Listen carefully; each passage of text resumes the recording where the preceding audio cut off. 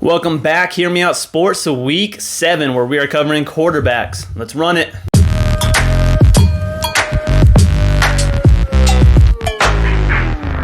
All right, quarterback's very valuable position, right? Let me review, though. Kayana, he is going to be covering you guys for running backs and receivers. You know, lots of people to be looking at. Lots of injuries, lots of buys. Same with every other position. I will be covering the tight ends and the quarterbacks. Both are people that could win you games as well. So you got to watch all these videos if you want your best bet at winning this Week 7 lineup. So we'll quickly review.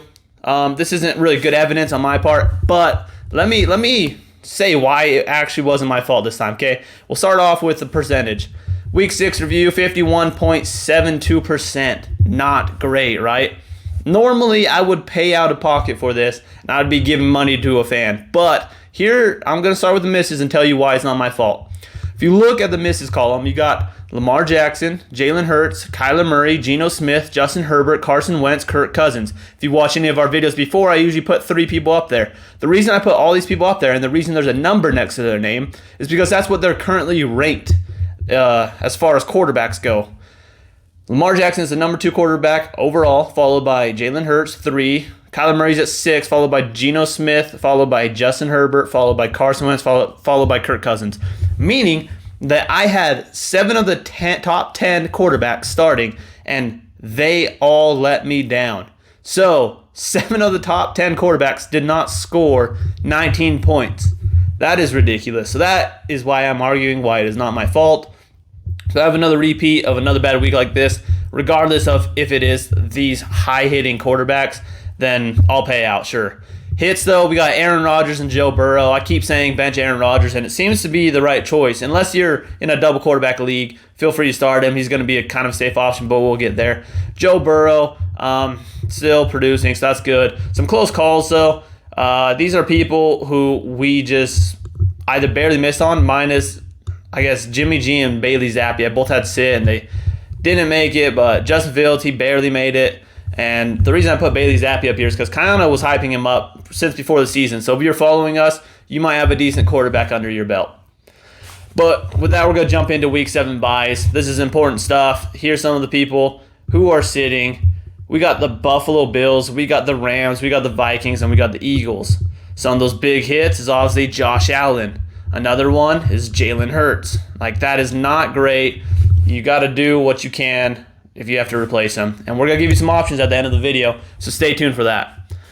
Now, Week 1, Thursday Night Football. Hopefully a lot better than the last couple weeks, but we got New Orleans Saints and the Arizona Cardinals. New Orleans Saints, I can't trust either of these guys. It seems like there might be an injury bug over there with them, including their receivers, which is a big deal. Chris Olave sounds like he's coming back from concussion, so at least they have another decent target in there. But with them also using Taysom Hill to throw passes, run, and whatever else he might need to do, it's not very reliable to have these guys breaking 19 points. Arizona, their defense isn't great, though, so yeah, maybe they might get some decent points. But if we look at Andy Dalton's ceiling, at least, it's at 13.74, which I don't want that from a starting quarterback. He's not a QB1. Arizona, on the other hand, I can't not start Kyler Murray. I know he's only 3 for 6, but he has a decently safe floor, and one main reason I can't sit him this week is because DeAndre Hopkins is returning, and I'm expecting some decent production there. I know they lost Hollywood Brown, but they have gained Robbie Anderson. I don't think Robbie Anderson will necessarily be ready to go in this first week, obviously learning a new playbook, but I think that he just is another option that could catch the ball, you know. Moving on now to Sunday, where we got the Falcons versus the Bengals. Marcus Mariota, he is a fringe for me. He's only 2 for 6 on the year, so not super great, and he has a low floor, 4.86 points. But he has a moderate ceiling, coming out last week with 24.16 points. Hopefully this means that they figured out an offensive scheme that kind of works for him. I know it involved him running more, which, hey, that's an upside. But he only had 14 passing attempts, that's Justin Fields status, and I don't like that. The upside is the Cincinnati. This is an upside for Cincinnati, I guess, but they have a number 5 defense, which is not great for the Falcons. I think they're going to hold him. So he is a sit. If you need him, go ahead and start him. For Cincinnati side, You got 4 of 6 weeks. Joe Burrow has broken our fringe of 19 points. He has a high floor at 16.56 points. I'll take that any day of the week. He averages 21.61 points, and Atlanta's defense gives up 19.5 points. All those are playing in his favor, so I expect him to have a decent week this week. Now let's move on to Detroit Lions. My Lions versus the Cowboys. Jared Goff, I hope that they are still going to remain a high-scoring offense, but the week before the bye doesn't give me a lot of hope because they were held to a goose egg. He did not perform well, but he still is averaging 19.5 points per game, and that's even after a shutout loss, and he's still ranked in the top 15 with a bye week and a shutout loss under his belt. I think his weapons should be back with DeAndre Swift. Amon-Ra, I'm hoping, will be at decent health. You'll hopefully have Josh Reynolds, and you might even have DJ Chark. So I like it, but let's keep in mind Dallas has a very good defense, so he might not get a lot of points, but I think he'll break the threshold. Dallas, we're looking at the return of maybe Dak Prescott. If Dak Prescott is starting, I'll give him the start on the fantasy football lineup because he has Gallup back. Detroit has a terrible defense. They're number 31 overall against the quarterback, giving up 22.9 points. And I think that they're just going to give him more of the passing scheme. Cooper Rush, I don't think, has had too many attempts under his belt. So I don't think that he's going to get a lot of love. So that's why I have him in the sit column, even if he starts. Also, let's keep in mind, Detroit Lions, they're down a lot of cornerbacks from that last game they had. So that's a bit of a concern. Now we'll head over to Tennessee, where we got the Colts versus the Titans. Matt Ryan versus Ryan Tannehill. Again, a battle of the Ryans. I think Matt Ryan is a fringe. He's only 1 of 6 so far. The only one being last game where he actually had a decent showing, but he could be a start in the future. I like Alec Pierce. He seems to be doing all right, and I think it's a decent matchup with Tennessee Titans being number 28 overall. Tennessee, on the other hand, their ceiling is at 19.76 points with Ryan Tannehill. Not great. He's only 2 of 5 weeks for breaking that threshold. He averages only just above 13 points per game, and they are a run-dependent offense. So, with all those tying together, I don't like it. Now we'll head over to Washington, where we got the Packers versus Commanders. Aaron Rodgers, I continue to say sit. He's 0% on the year. He's never passed the 19-point threshold. He averages 13.67 points per game. There's thumb injury concern, but it is a decent matchup, so I guess we'll keep that in mind. He's a sit, though. Washington, and by the way, for Green Bay, I think that they're going to go back to Aaron Jones a lot more, both in the passing game, which could help Aaron Rodgers, but also in the running game. Washington, Heineke, I'm a little bit of a Heineke believer, but we'll see who they start here. It's very dependent on that, but I still have them both in the sit column. I anticipate that it could be a split game as far as if Taylor Heineke goes in, isn't looking good. I don't think they're going to hesitate to pull the trigger to put Sam Howell in, which is going to eat out of both of their ceilings. They have decent targets there, and I just don't think either of these guys will have a very highlight reel debut. Now we got Tampa Bay versus Carolina. Tom Brady, I think he has been doing all right. It's hard to say here. I think that what's going to happen, though, is that they'll run up the score, and then they'll run the clock out with Leonard Fournette because he's a very good running back. And I think Carolina's defense is actually pretty decent, so they're going to give Tom Brady some struggles. On the Panthers side, though, I don't even know if any of these three are starting. They might be resorting to a 4th or 5th string. But regardless of who starts, there's injury concern, and it's a rough QB situation where none of these guys are producing. Not a very good offensive scheme. Lost another receiver, and just not a hopeful season for the Panthers. I anticipate them being the number 1 pick in this upcoming draft. Let's head over to Jacksonville, where we got the New York Giants versus the Jacksonville Jaguars. Daniel Jones, I have bench. He's only passed that threshold 1 game so far this season, and he's averaging just barely over 15 points. And this is a decent Jacksonville Jaguars defense that he's going against. I don't think they have very star receivers there, so I'm just not sold yet. But I also think that they could be playing from behind, which means more passing, which means more point potential. Jacksonville, they had a good week 6, specifically Trevor Lawrence. He's very efficient. He completed 20 of his 22 passes, and he has a rushing upside now. You saw he had 2 touchdowns coming from running. I think Giants have a decent defense, and they might give him some concern, but I still think he's going to break that threshold. Moving on, Baltimore versus Cleveland. We got Jacoby Brissett. Again, another 0% on the season. He's never passed that 19-point threshold. His range is anywhere from 10.6 points to 17.9, which isn't bad if you're in a 2-quarterback league. He's kind of a safe option, especially for bye replacements, but we'll get to that at the very end. And then upside is that, again, this might be a comeback type of scheme where it's going to require a lot of passing to come back from a point deficit in the second half probably against Baltimore. Baltimore also has a defense that's number 29 overall, which means they're giving up 21.9 points per game on average. Baltimore, though, Lamar Jackson, he's kind of a must-start. Last 3 weeks are a little bit down, but he's still number 2 quarterback overall. His floor is 15 points, and his ceiling is 42. Can you really argue with that? And he averages 25.2 points per game.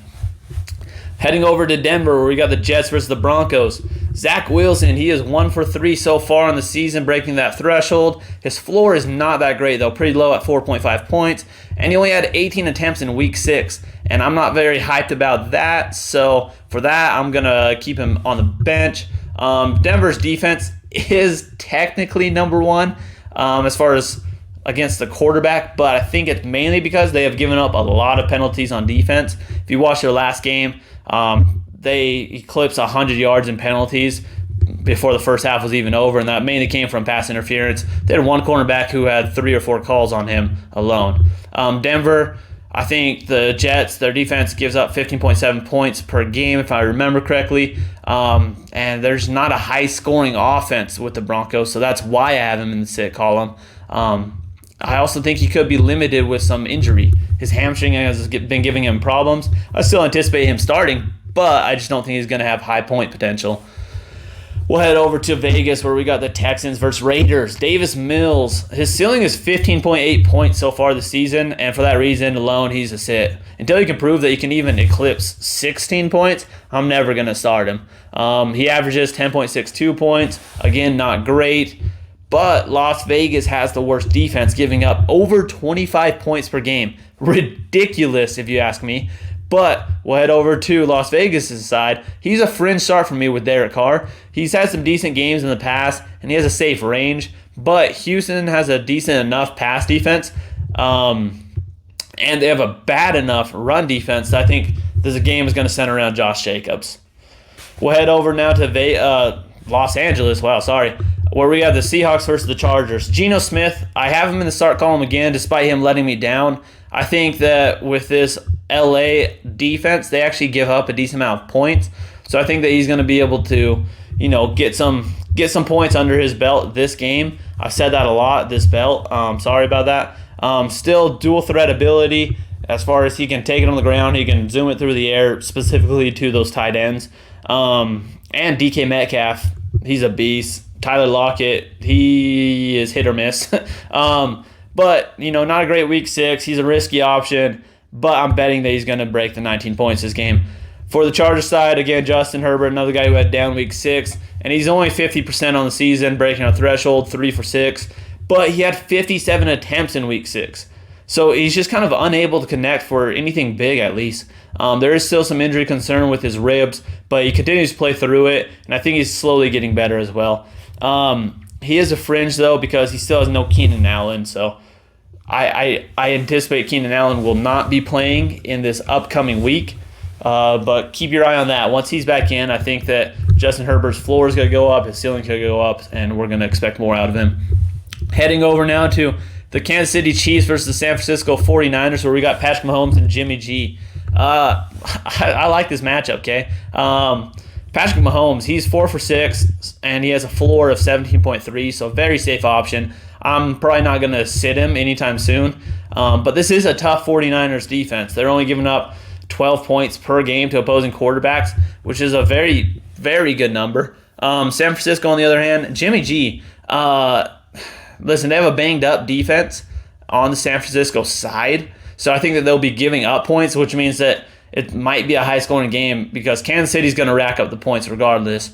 And so they're going to be playing from behind, meaning that they're going to have to do a lot more passing, using their weapons and Debo, Ayuk, and Kittle, who are the main targets there and who carry the team. They don't really have a very good running team in the first place, or running back in the first place. So I think he's going to break the 19 points for the first time this season. We'll head over now to the Steelers versus the Dolphins, where we got Kenny Pickett and Mitch Trubisky. It kind of depends on if Kenny Pickett clears concussion protocol. Neither are great options, though. Low ceilings, but Dolphins do allow a lot of points, so I guess that's an upside. Tua, though, I am going to start him. I think that this is going to be a bigger turn. He's got some good and healthy targets. Seems like Jalen Waddle and Tyreek Hill are not struggling anymore with any sort of injury bug. Fingers crossed, though. Pittsburgh's defense gives up over 20 points per game to opposing quarterbacks, and he has a ceiling that we've seen of 40 points. So I hope that this will be a big comeback game. We'll head over now to the Bears versus the Patriots. Kind of a lackluster game. Justin Fields, or since there's some injury concern with his shoulder, maybe Trevor Siemian. Don't like any of these. Listen, I do like that they are focusing more on the pass with Justin Fields. He had 27 attempts in this last outing in Week 6, but I think his value lies more in his running game right now. And he had a decent game, but New England, they have done really good about defending against the last couple teams. They held the Lions to a shutout, and then I think they played the Browns the week after here in Week 6, and they did pretty good there too. So I think they're going to give the Bears a lot of trouble, especially because the Bears are pretty one-dimensional. New England, I think Zappe is the better option here, but I think they'll play Mac Jones if he's all cleared and ready to go. Bears have a decent defense. That's about the only thing on their team that's decent. So I think it's going to be just a low-scoring game, and if the Patriots get up, I think they have the ability and that they are going to run out the clock. Now, last thing I want to cover here is that, listen, as I mentioned, injuries, buys, it all hurts. So if you're in 2 quarterback leagues especially, but regardless of where you're at, I've got some fill-ins for you of people who I said sit them, but they could be decent options if you need them. Marcus Mariota we covered. He had a good game. Hopefully they have a good scheme for him specifically, and they're playing against a bad defense. Cooper Rush, if he's active, I think that he could be a decent target because the Lions, as we talked about, pretty hurt defense, and they're struggling recently. Matt Ryan and Ryan Tannehill, I think, could be decent options, but I'm worried about those two specifically because I think it could be a low-scoring game. Taylor Heineke, I like him, so I wanted to pick him up this week. I missed out on him on the waivers, but I like him. Tom Brady, I think he actually could break that 19 points. He's a fringe play for me, but Derek Carr, Bailey Zappi if he's active. Those are some of the lists of people you could pick up if you're struggling. Now, with that, we're going to let you go. We will catch you next week in Week 8 where we review some of our hits and misses, and we'll give you what you need to succeed as well. So, with that, see you next week.